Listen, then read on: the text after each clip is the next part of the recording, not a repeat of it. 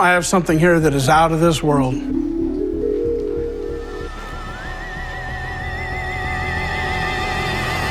A meteorite. South African scientists on Tuesday unveiled a fragment of what they described as a motorcycle-sized meteorite. 72-year-old Miguel had spent his entire life toiling under the scorching sun, thinking he'd seen it all, until that fateful day when his shovel struck something out of this world. Hidden beneath the soil was a rare meteorite with an astonishing secret that sent shivers down his spine. 2.5-pound stony chondrite meteorite, and that it's as old as the beginning of the solar system. One look inside, and his face turned ashen with horror and awe. Scientists, government agents, and treasure hunters flocked to his doorstep. But what he found within this cosmic rock would change his life forever, and his fortune. Miguel's discovery. Miguel was 72 years old and had spent his entire life working the land. Day after day, he rose before sunrise to tend his crops, guided by the belief that hard work and respect for nature would eventually reward him. Though the fields were often harsh, Miguel never lost hope.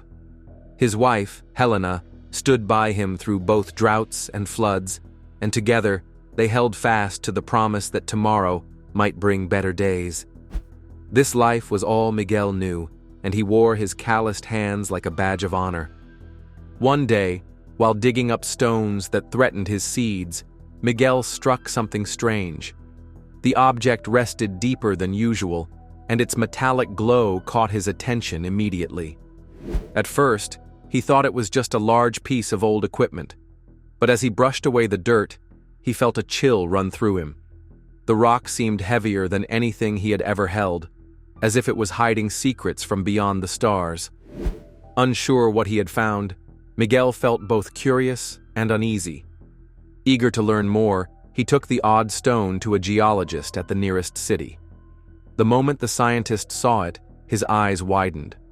Tests revealed that Miguel's discovery was a rare meteorite, containing a metal unlike any on Earth. After weeks of study, researchers confirmed that the rock was a rare meteorite fragment. News of the find spread quickly, and soon collectors, researchers, and even government officials were knocking on Miguel's door. Offers poured in as people fought for a chance to own a piece of this extraterrestrial wonder. The sums mentioned were so large, they left Miguel speechless. For Miguel, it felt like a dream. Only days before, he had wondered how he would pay for seeds and repairs. Now, he held the key to a fortune that could reshape his life and his hometown. Though he thought briefly of keeping the meteorite, he knew its value lay in helping others learn from it. Selling it would also let him share his new wealth with neighbors who had struggled just as he had. After careful thought, Miguel chose to sell, but on the condition that it be studied properly. At last, the deal was made, and Miguel received a sum he once considered impossible. Instead of spending it on luxuries, he fixed his home, helped neighbors, and funded scholarships. Though he sold the meteorite, its greatest gift was the hope it spread. Miguel's heart remained in his fields, where it all began. He never forgot its power. Scientific revelation. Miguel had spent his entire life tending fields under the hot sun, never expecting to make a discovery that would change everything. One day, while digging up stones, he uncovered a peculiar metallic object buried deep in the soil. It felt colder and heavier than any regular rock, so he decided to seek advice from experts in the nearest city. When Miguel visited a local geologist, the response was far from ordinary. The scientist ran tests, measured its density, and analyzed its composition. The more data the professor gathered, the more astonished he became. Finally, he announced that Miguel's stone was, in fact, a rare meteorite containing an alloy never before documented. Not only is the nearly 300 grams of meteorite very old, scientists say it's incredibly rare and it contains organics and amino acids. This finding sent shockwaves through the academic community. Specialists pored over each new piece of data, hypothesizing that the meteorite might hold clues about the formation of celestial bodies. Some believed it could reveal secrets about the birth of stars, while others theorized it might prove beneficial for advanced technology. The excitement propelled Miguel's name into the spotlight, drawing attention from researchers and investors alike. As experts shared their conclusions, they realized just how valuable this otherworldly metal might be. Explorations into its properties suggested strong resistance to extreme temperatures and remarkable conductivity. If properly harnessed, it might fuel innovations beyond what most people could imagine.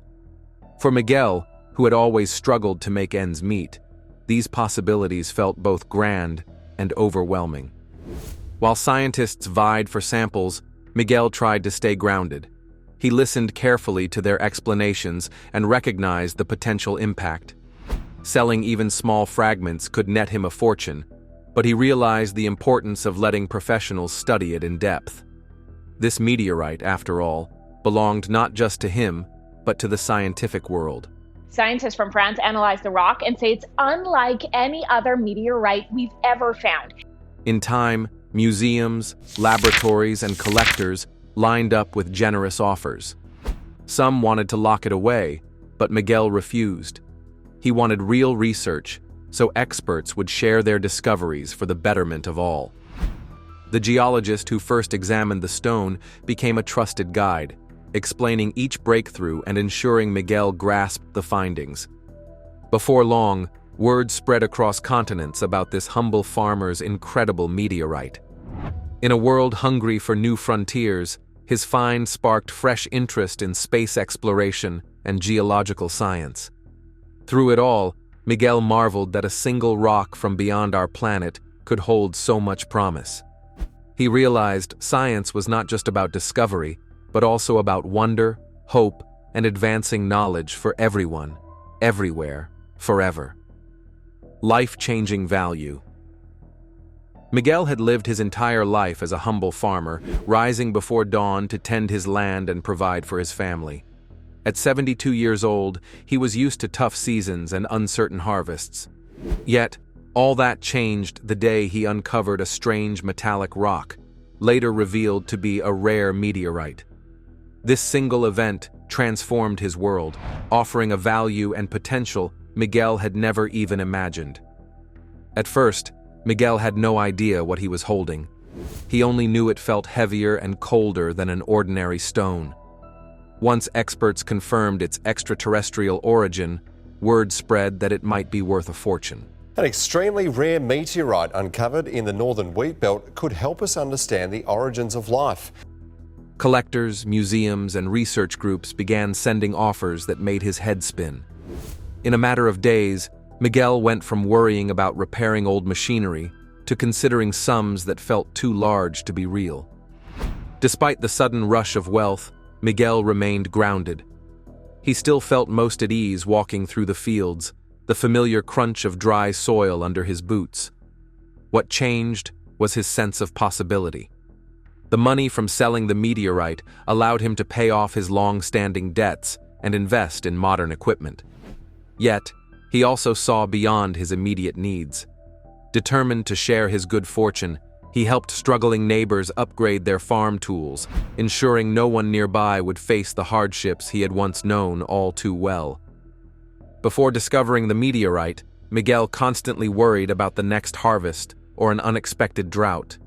Now, he had the means to tackle these challenges. He established a small fund to help farmers recover from poor seasons, hoping they would not have to endure the same fears he had carried for decades. For the local children, Miguel offered scholarships, believing that education could shape futures as powerfully as fertile fields. In time, Miguel's name became a legend among local townspeople, but he kept his modest ways. He chose to invest in what mattered most: his family, his neighbors, and the land itself. Though he could have moved away or lived in luxury, he found comfort in remaining among the people who had supported and cared for him. His story proved that life could suddenly offer something priceless, even at an age when most believe their best days are gone. The true value of the meteorite, Miguel realized, was not just in its rare metal composition, but in the good it helped him do for others, turning an unexpected treasure into a lasting blessing. Emotional impact. From the moment Miguel first caught sight of the strange metallic rock in his field, his emotions spun like never before.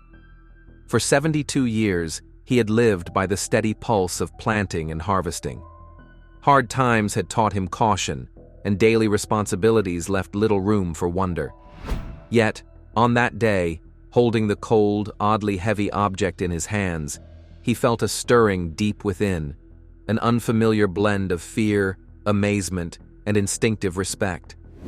He questioned where it came from and if it carried hidden dangers.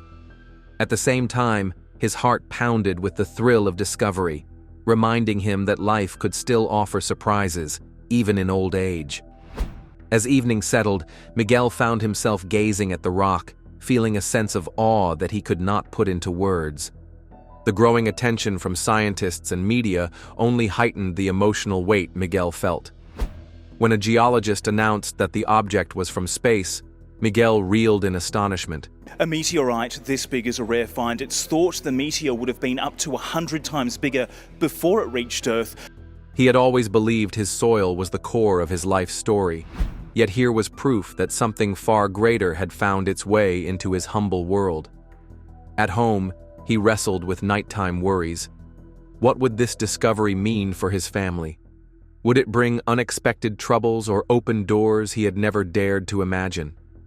Each new visit from experts left him both anxious and excited, torn between protecting his simple life and yearning to understand more. In quiet moments, he clung to Helena's reassuring presence, grateful for her calm heart amid the swirl of doubts and flickers of hope. As offers rolled in, Miguel felt his emotions swing between disbelief and relief. This newfound wealth could rescue them from debt and ensure a better life for future generations. Still, a sense of unease lingered in his soul. He had spent his days bowed over the soil, and now the simple life he cherished risked being buried under sudden fame. At first, he feared losing himself in the rush of money and praise. But each time he pictured his children's faces lighting up with hope, he realized his heart was bigger than his doubts. He saw a path where the miracle of the meteorite could support neighbors, fund schools, and provide for those whose dreams had withered under the harsh sun. In the end, the discovery did more than change Miguel's fortune. It illuminated his deepest values and capacity for compassion. Selfless choices. Miguel had been an ordinary farmer for most of his 72 years, waking before dawn to tend his crops and living by the changing seasons. Everything he did revolved around feeding his family and protecting the land he loved. Though times were often tough, he found peace in the simple routines of his daily life. Then came the day he unearthed an unusual metallic rock in his field, later identified as a rare meteorite worth a fortune. Offers from collectors and scientists poured in, promising him sums beyond his wildest dreams. Yet Miguel's thoughts drifted elsewhere, toward the people and land he cherished so deeply. He felt a sense of duty to share his good fortune rather than embrace luxury for himself. Neighbors who had toiled beside him deserved a helping hand, and he saw a chance to free them from overdue bills and broken equipment. He believed that true wealth lay in giving, generously. When he sold the meteorite, Miguel used a portion of the money to repair his aging home and buy better tools for the fields. Yet he did much more than that. He paid off a neighbor's mortgage, set up a fund for small farmers, and donated generously to local schools. Each act of kindness spread hope across the community. Struggling farmers found relief, children saw new possibilities, and families came together in gratitude. While Miguel could have vanished into a life of ease, he chose to stay, walking his fields with renewed vigor and pride in what he had accomplished. Friends often asked why he did not keep more for himself. He would smile and say, "I still have enough to live well. Isn't that enough?" This simple mindset became an example for all who knew him. He showed that generosity could thrive, even when faced with sudden wealth. Miguel's story soon spread, inspiring others to reflect on what they might do in his place. He believed that wealth did not define who a person was. Instead, it revealed their heart. Over time, he watched his donation seeds bloom, bringing new life to his little corner of the world. In the end, Miguel's selfless choices shaped a better future for countless people. He remained a farmer at heart, rising with the sun and working the fields he loved. Yet he had proven that even the most ordinary individual could create extraordinary change. By turning his cosmic windfall into compassion, he showed everyone that success is sweetest when shared. A legacy of hope. Miguel spent the majority of his 72 years living a life of quiet dedication. He woke before dawn each day, guided by the hope that his family's crops would thrive and feed their small community. Through punishing droughts and fierce storms, he never gave up on the land. Then, one late afternoon, he stumbled upon a rare meteorite hidden beneath the dirt. That single discovery changed his life in ways he never saw coming. Though the stone was dark and heavy, it carried within it an unexpected promise. This, a meteorite, which is even more rare than seeing a meteor. Word of Miguel's findings spread fast, reaching scientists, collectors, and curious onlookers from all corners. Suddenly, he was no longer just a farmer, but the owner of something with extraordinary value. This brought him offers that soared into the millions, enough to transform not only his life, but also the future of his community. Yet Miguel thought beyond mere profit. He saw an opportunity to use his new wealth for the greater good, spreading hope among neighbors who had struggled under the same harsh conditions. With part of the money, he paid off debts that had weighed on his family for generations. He donated to local schools, ensuring children could learn in better classrooms than those he remembered. He also helped farmers who battled broken machinery and failing crops. To Miguel, sharing was not just a gesture, it was a statement of faith that even the smallest acts of kindness could grow into something far bigger. People saw his generosity and felt heartened, believing their own tough circumstances might someday change. Over time, Miguel's tale became a beacon, reminding everyone that hope can surface in the unlikeliest of places. Crowds of journalists came and went, but Miguel's humility stayed the same. He told reporters he was no hero, just a caretaker of what fate had placed in his field. In his eyes, a seed of kindness could outperform any pricey harvest. If one meteorite could bring such change, he believed people could also find hidden blessings in their own daily struggles. To God's voice in your heart. As it has to do with the control and power of Satan on earth. The last words and last gift of His Holiness have led to several speculations as people keep trying to decode the full extent and implication of His words and message. We've studied and decoded His last words and message, which we reveal in this video. However, before we make that revelation, we need to revisit the early life of Pope John Paul II and how he overcame adversity. Keep watching.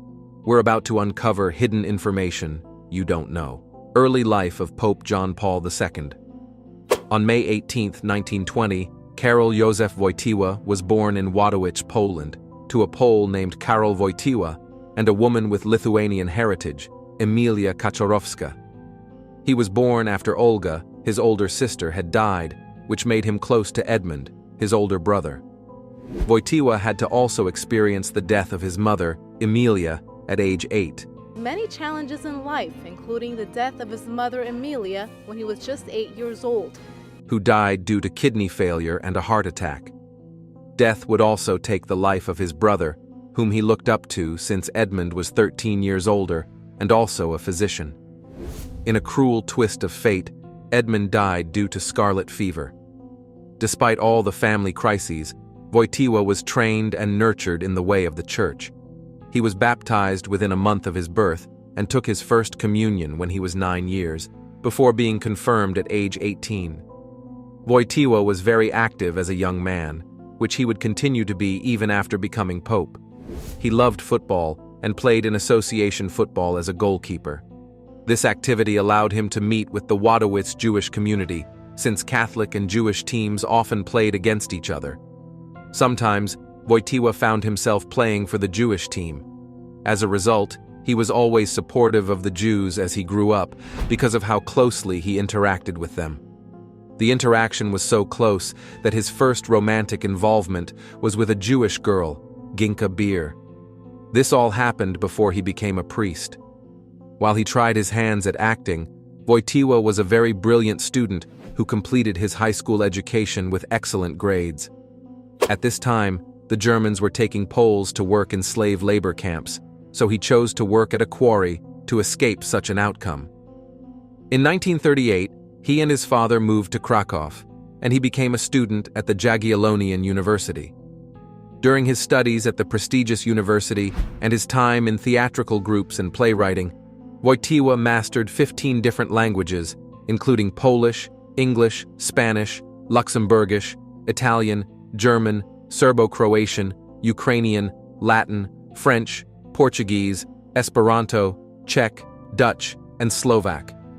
This proved valuable for him when he became pope, as he used 9 out of these 15 languages extensively. Don't miss the next scene, where things get even more interesting. Ordination as a priest, election as Pope John Paul II, and inauguration. After the death of his father, who died of a heart attack, Karol Józef Wojtyła thought about becoming a priest. So he went and informed the Archbishop of Krakow, Adam Stefan Sapieha, of his desire. He was accepted and began studying in a secret seminary because of the ongoing World War II. He was ordained as a Catholic priest at age 26 after he completed his seminary studies.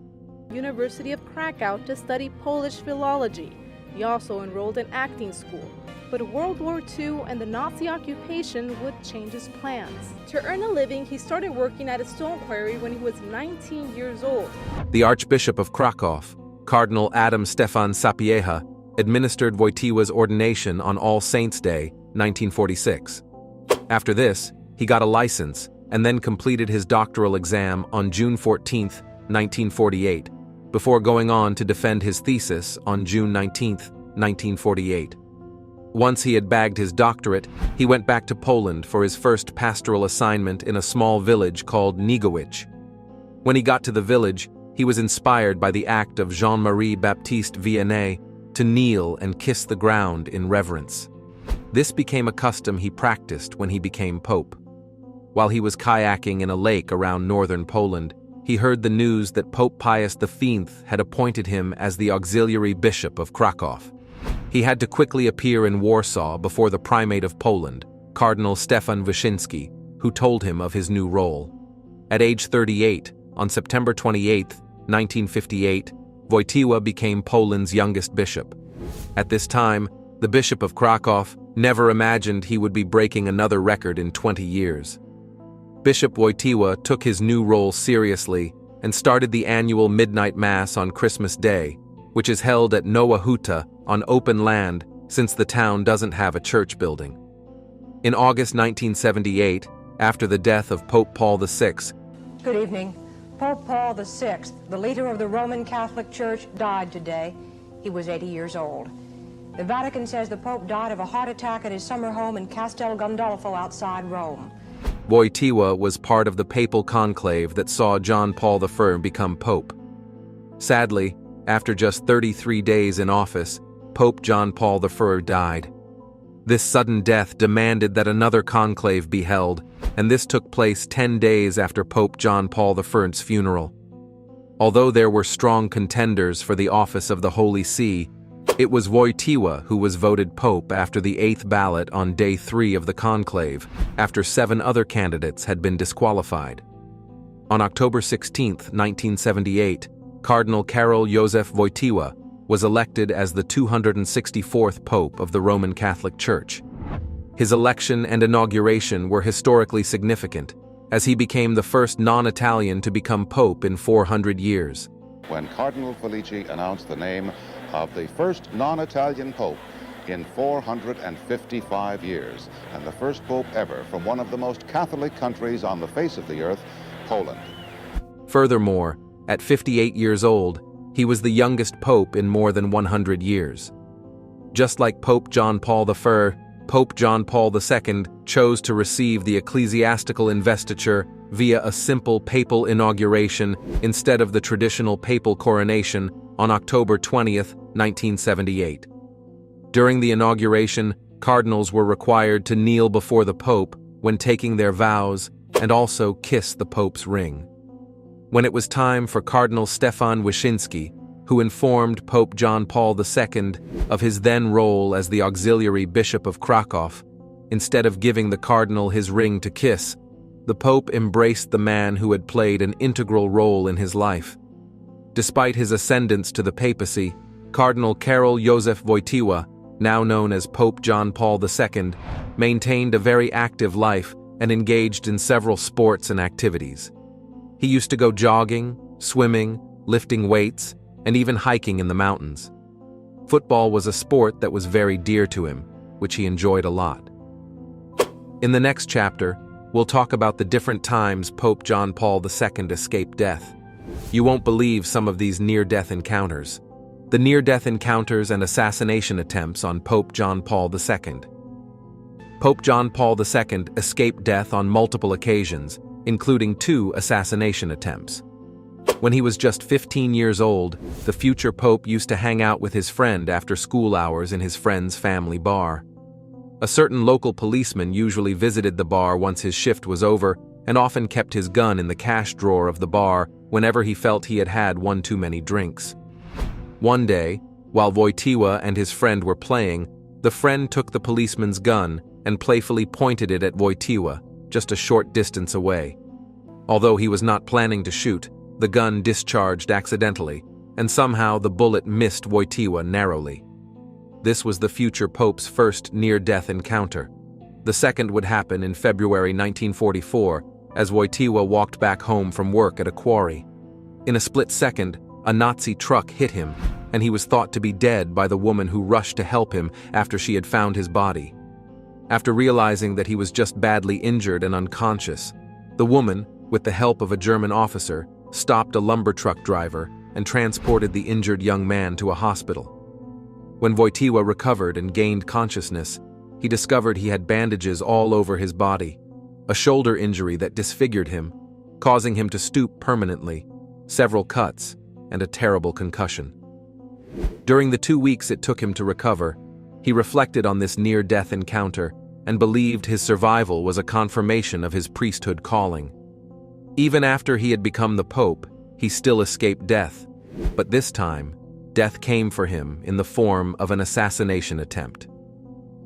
On the 13th of May, 1981, Mehmet Ali Aka, an expert Turkish gunman associated with the Grey Wolves, an extremist organization, tried to kill the Holy Father as he got to St. Peter's Square to give a speech. They heard gunfire and saw the Pope turn pale and collapse, bloody, into the arms of his aides. Pope John Paul II had been shot, a Turkish terrorist who had threatened to kill the Pope 2 years ago.